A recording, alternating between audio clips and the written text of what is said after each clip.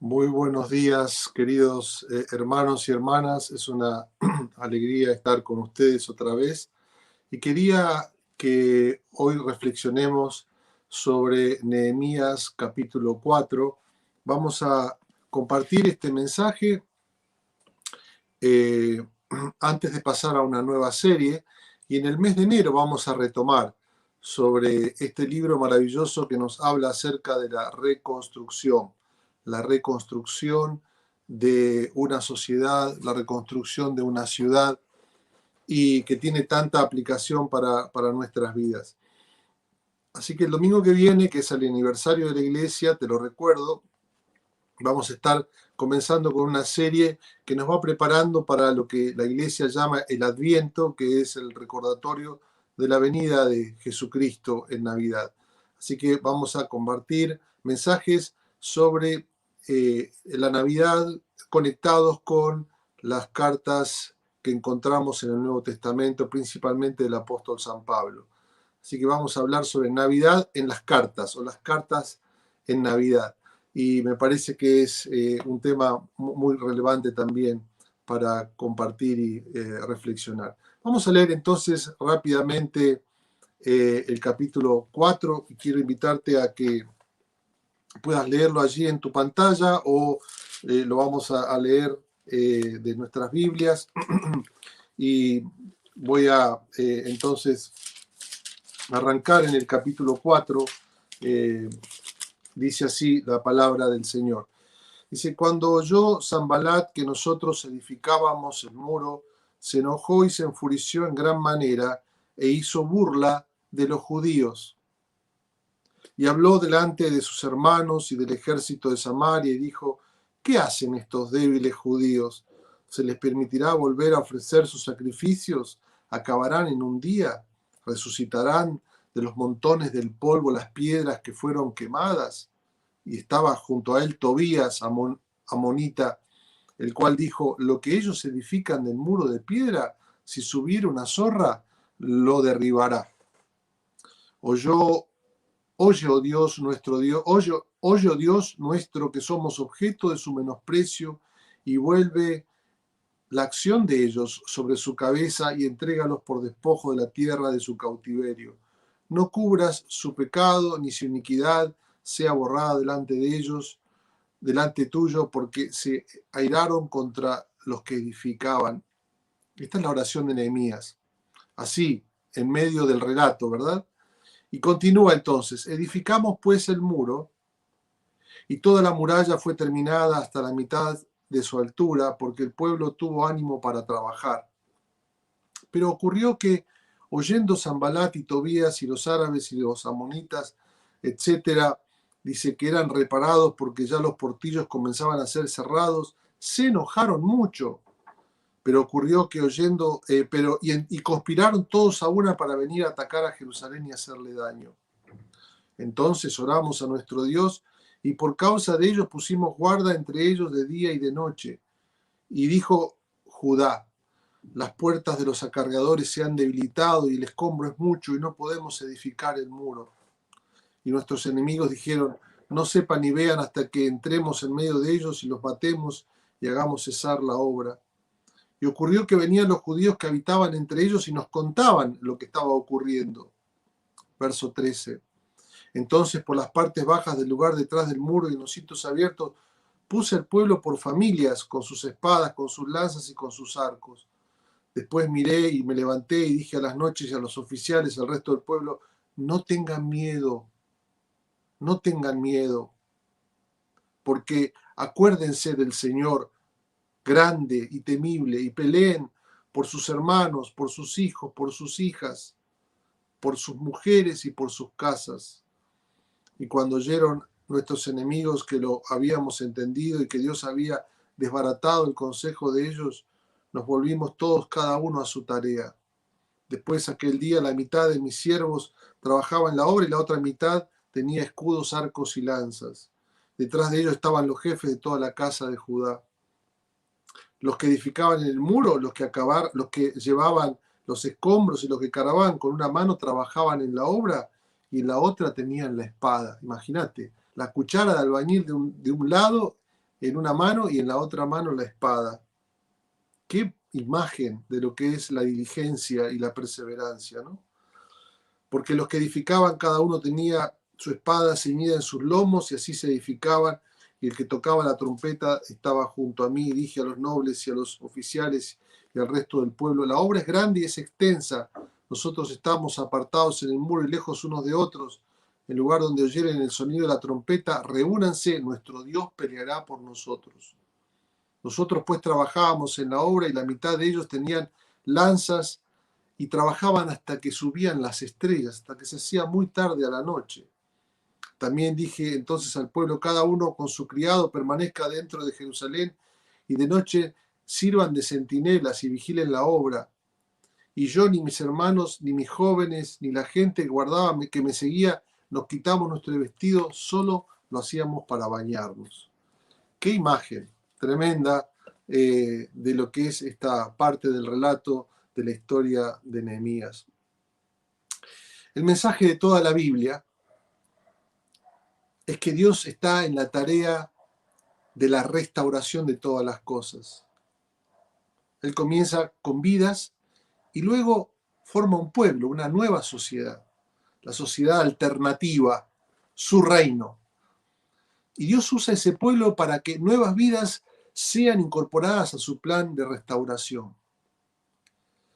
Y su plan de restauración no solo involucra vidas, sino familias, la cultura, la economía, la política, el arte, la forma en las que hacemos las cosas. Todo es afectado, todo absolutamente es afectado en la restauración de Dios. Y en este libro lo vemos, lo estamos estudiando. Dios llama a un hombre que vivía cómodamente en la corte de un rey. Este hombre, Nehemías, siente la carga de parte de Dios de ir a su ciudad natal. Lejísimo le quedaba, pero recibió la carga del Señor. Jerusalén, ahí tenía que hacer la diferencia. Y él viaja a Jerusalén para empoderar a un pueblo agobiado que había tenido un despertar espiritual. Lo leemos en el libro anterior, ya lo hemos mencionado. Habían tenido un despertar espiritual, religioso, se habían reconciliado con Dios, pero todavía no había impactado en la ciudad. Nehemías viene para bajar este despertar espiritual a la vida de todos los días. Viene para decirle a este pueblo que tenía que haber una coherencia, que la vida que Dios nos da no puede quedarse en el ámbito de lo personal, lo individual, el corazón como algo aislado, que tiene que impactar la forma en que vivían y disfrutaban de la ciudad. Les viene a decir: ustedes tienen, en los términos de un autor muy conocido, ustedes tienen derecho a la ciudad. Ese derecho habla de un ejercicio de transformación, una misión.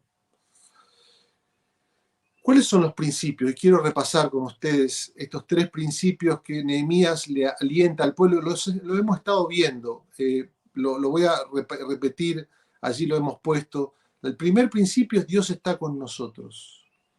Les habla que ese Dios del pasado está presente y tiene algo para decir en este tiempo en el que vivían. Este es un mensaje en todo el libro de Nehemías: Dios está con nosotros. Este es el mensaje de toda la Biblia: Dios está con nosotros. Este es el mensaje de la Navidad: Dios entre nosotros. En segundo lugar, el segundo principio les alienta a ver que son pueblo de Dios, porque Él cambió sus vidas. Hay una nueva identidad y ellos tienen que ver y entender que esa nueva identidad implicaba realidades nuevas. Cuando Dios te cambia la vida, te la cambia de una forma radical y tienes que vivir de acuerdo a eso. Y en tercer lugar, Dios quería que forjaran para sus vidas un destino diferente. Dios los hace parte del cambio. Este es un proceso de santificación y de misión al mismo tiempo. Así que el programa de Nehemías consistió, entre otras cosas, caminar con ellos, alentarlos, unirlos para que trabajen en la ciudad, ayudarlos en medio de la oposición, responder los desafíos diarios, etc. Y en el capítulo 4 vemos cómo Nehemías lidia con la oposición y aprendemos algunas lecciones que quiero rápidamente recorrer con ustedes. En primer lugar, aprendemos algo muy importante, que si estás en esta tierra y has pasado la cuarentena o estás pasando la cuarentena, no es ninguna novedad. Como diría mi hija, manzana, chocolate por la noticia, diríamos, decía en mi generación. Lo inevitable de la adversidad. La adversidad es parte de la vida. Lo dicen hasta las leyes de la física. Todo avance, cambio, crecimiento encuentra resistencia. O más, la adversidad es especialmente una realidad en la vida del cristiano. En el mundo tendréis aflicción.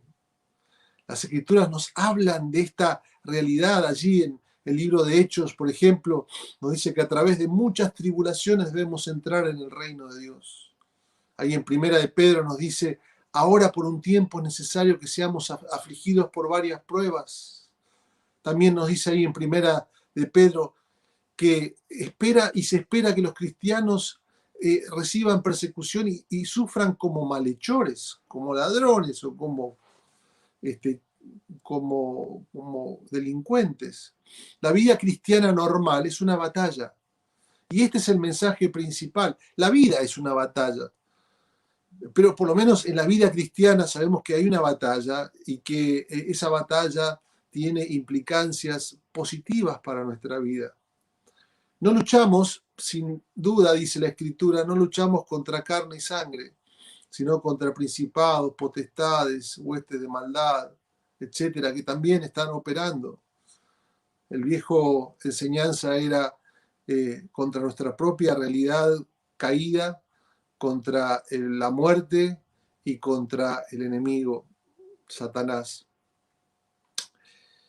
Así que hay tres tipos de adversidad que nos representan en este relato, que rápidamente los quiero recorrer con ustedes. En primer lugar, hay una oposición ideológica, ahí la leemos en los versículos 1 a 3, ¿no? Esta oposición está para destruir la propia visión que ellos tenían en cuanto a sus vidas, en cuanto a la obra que estaban realizando y en cuanto a Dios mismo. Es ideológica. Y esta oposición es una realidad que vivimos constantemente hoy en día. Hay una oposición que se construye con una forma de pensamiento que es alternativo a la propuesta de Dios, al mensaje de Dios. Y atenta contra, a veces contra realidades. Eran débiles los judíos, pero no son verdades parciales, ¿no? Eran débiles, pero eran fuertes en Dios. Claro, pero la imagen que ellos representan y muestran de Dios ahí en los versículos 3, 1, 2 y 3, especialmente en el 3, este Dios no va a escuchar. Este Dios no está a la altura de las necesidades que ustedes tienen. Y esto es verdad hoy en día. Este Dios no es suficiente. O la obra que está realizando es una obra, pero insignificante. Si pasa una zorra, decía, por encima del muro, se va a destruir. Y a veces pasa con nosotros también. Está una posición externa, pero no solamente era ideológica, sino también había una conspiración. Los versículos 7 al 8 nos habla de que estaban atentando para violentarlos físicamente. Y esto es una verdad a lo largo de toda la historia de la humanidad, que la oposición muchas veces se plasma en violencia. ¿Cuánto está viviendo nuestro país de esto, no? Y cuánto más se vive, esto es una realidad en el reino de Dios. Y en tercer lugar hay una oposición interna. Fíjense ahí los versículos 10 al 12, habla de un desánimo. El pueblo se desanimó. La obra era demasiado grande para ellos. Había demasiado escombro, demasiada historia, demasiado dolor, demasiado sufrimiento. Era decir, ¿cómo voy a levantar tanto escombro de esta sociedad? ¿Cómo voy a levantar tanto escombro de mi vida? El desánimo es otra marca seguro dentro de la adversidad que nos toca vivir en el día a día. ¿Cuánto de ese desánimo está operando en nuestras vidas en este tiempo? Ya no damos más. Este es el año que queremos borrar del calendario, que deseamos que no haya transcurrido. Es el año en el cual vemos los escombros y nuestro corazón se desalienta, seguramente. Pero quiero alentarte con este texto a mirar la otra parte, mirar las acciones a las cuales Dios nos invita.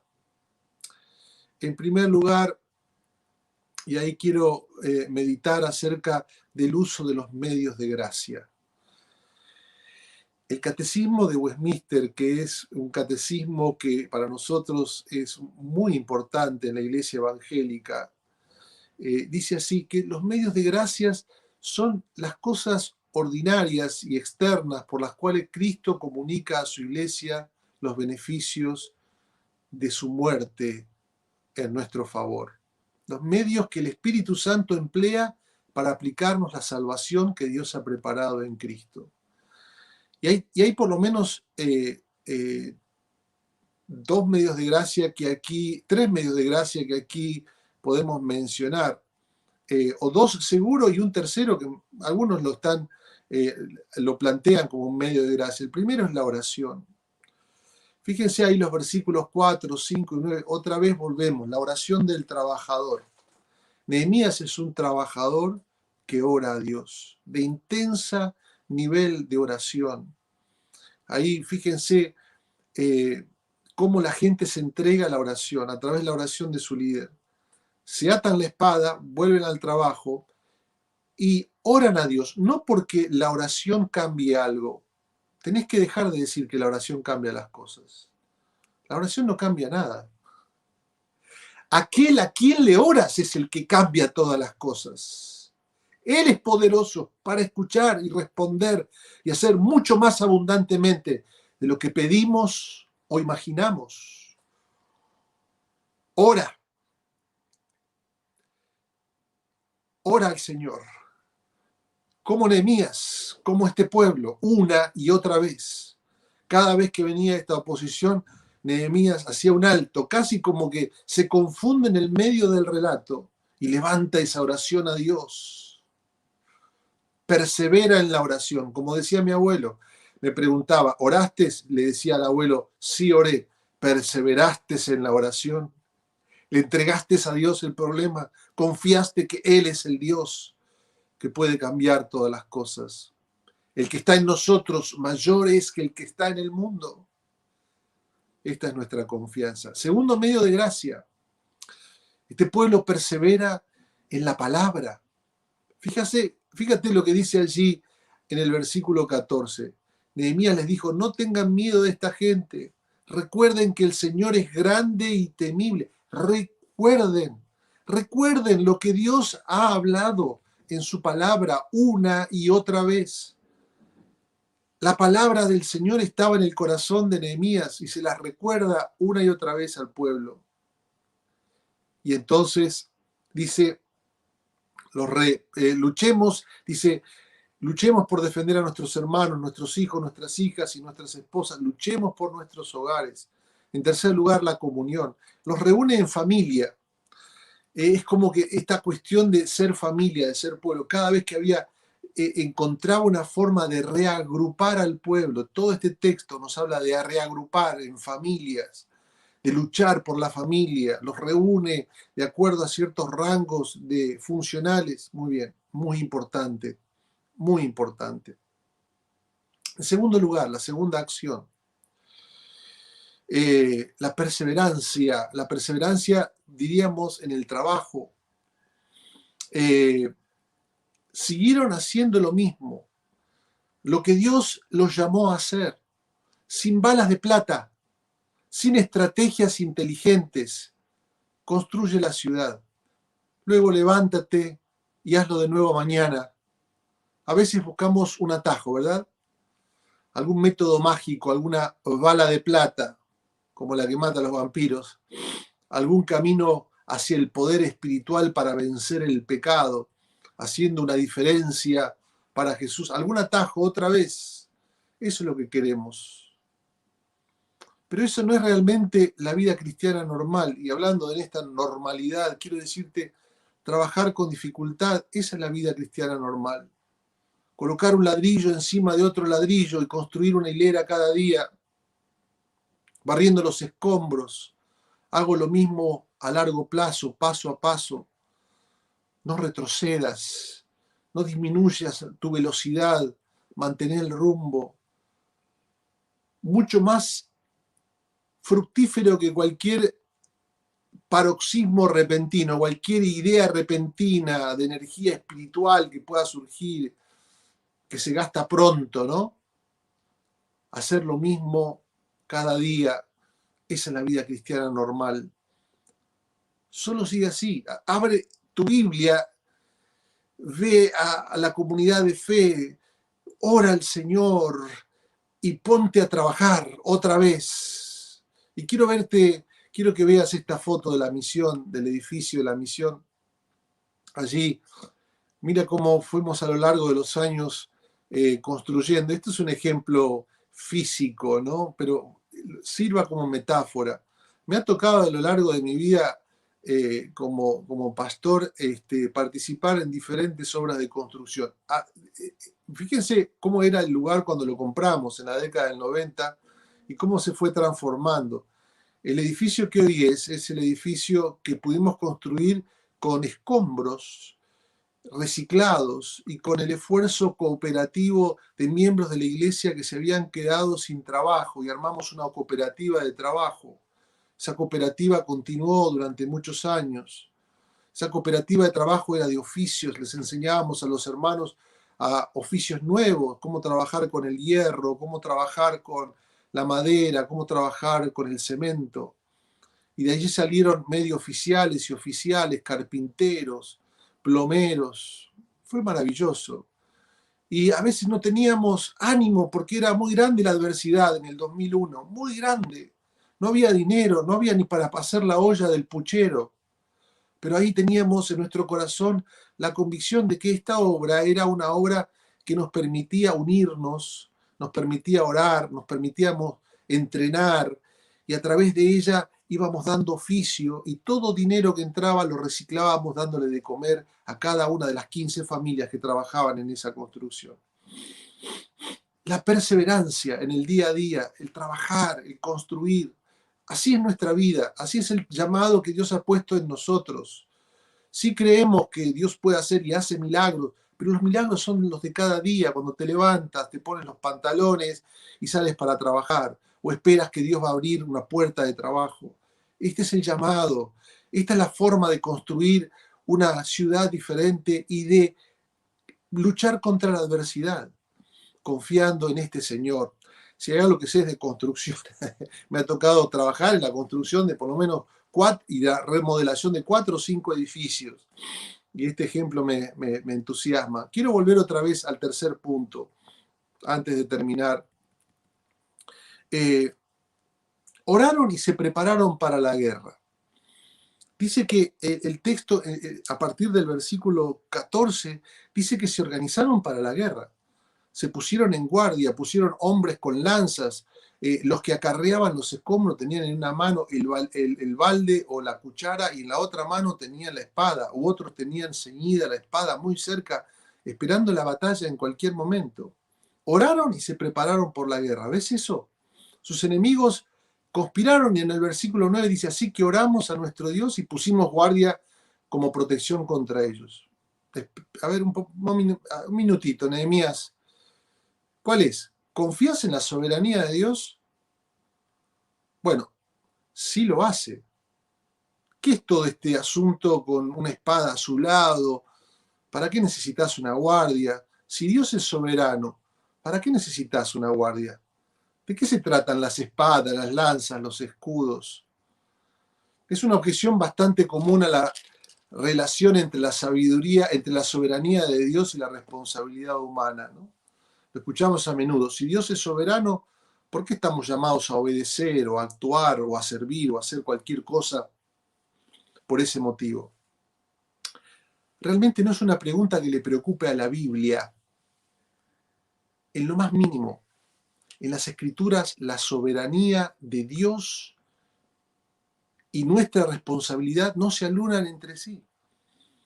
De hecho, nuestra obediencia a Él y nuestro uso de los medios, como hablábamos recién, que Él nos ha dado en su servicio para progresar en el seguimiento fiel a Jesús, van de la mano.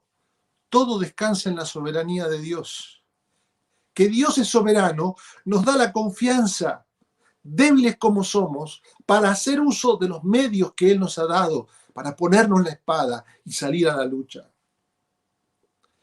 Quiero terminar en esta mañana ayudándote a que reflexiones, considerando la adversidad, tomando uso de estas acciones en la perseverancia y meditando en esto. Nehemías es la razón por la que perseveraron. Él se transformó en un superhéroe que movilizó a toda esa sociedad. Toda sociedad necesita hombres y mujeres que inspiran cambios, que representan el cumplimiento de los sueños de felicidad que tienen, que nos dan alegría, aunque sea por un momento. ¿No es así? Algunos somos superhéroes que están por un momento y son como los semidioses de la antigüedad que tienen pies de barro, talón de Aquiles, tienen una o muchas debilidades. Y cuando nos dejan, queda en nosotros una profunda angustia, una sensación de vacío, de lo efímero, de lo limitado de la vida. Nos llena de tristeza. Nos dieron alegría, pero nos damos cuenta que esa alegría es superficial. Y volvemos a Nehemías. Es el gran constructor, es el defensor, el intercesor, y la gente lo sigue. Y gracias a él se mantienen firmes y siguen adelante. Sin él, el trabajo nunca habría tenido éxito. Y aquí, por supuesto, en este Nehemías hay una pálida sombra de nuestro Salvador, el Señor Jesús, quien es nuestro defensor, quien es nuestro campeón. Él nos lleva y nos ha llevado al triunfo, a la copa universal de victoria, no sobre circunstancias, sino sobre los mayores enemigos que tenemos. Estar alienados de Dios, fruto de nuestra desobediencia, nuestro orgullo. Estar alienados por causa y obra de nuestro propio pecado. Nuestro egoísmo. La Biblia habla de la muerte, del diablo. Y Él derrota a nuestro enemigo, a nuestros enemigos, triunfando sobre ellos, dice la palabra, en la cruz. Jesús construye un nuevo pueblo para presentarlo un día como una nueva sociedad, una ciudad celestial que desciende. Eso es lo que Él está haciendo y construyendo. Él es nuestro abogado. Él es el mayor que Nehemías. Y como Él está entre nosotros, el proyecto de construcción de tu vida, de mi vida y de esta nueva ciudad no puede fallar. Aliéntese tu corazón esta mañana. Vamos a orar. Señor, te damos gracias por tu palabra. Te damos gracias, Señor, porque tú eres fiel. Gracias, Señor, porque aún en la adversidad o por la adversidad te conozco de una manera nueva y diferente. Ayúdame a perseverar en la oración, en tu palabra, en la comunión. Ayúdame a levantarme mañana con fuerzas nuevas en esta normalidad a la cual tú me invitas, sabiendo que tú, Jesús, vas por delante. Y como dice allí el texto que leíamos, puestos los ojos en Jesús, el autor y consumador de la fe. Gracias, Señor. Dios te bendiga en esta mañana. Recuerda que nos encontramos el domingo que viene con un mensaje muy especial en torno a la Navidad y en torno a nuestro aniversario como iglesia.